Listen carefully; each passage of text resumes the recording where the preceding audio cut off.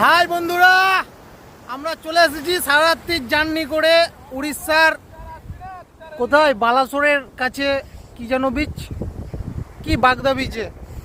দীঘা থেকে ওই 90-95 কিলোমিটার দূরে, চারিদিক ফাঁকা, নির্জন, শান্ত, যেখানে সমুদ্র ঢেউয়ের আওয়াজ আরও গভীরভাবে শোনা যায়, সামনেরও মনের কাছ থেকে চেনা যায় সেরকমই একটা জায়গা। আকাশ পুরো নীলে নীল। এই যে আমার 3 বন্ধু সঙ্গে আছে, বন্ধু কাম দাদা, সঙ্গে আমি চলে এলাম। কি মনে হলো, ঘুরতে ঘুরতে চোখ যেদিকে যাই সেদিকেই ঘুরে বেড়াই। এই যে কত সুন্দর ঢেউ, এই যে সাদা,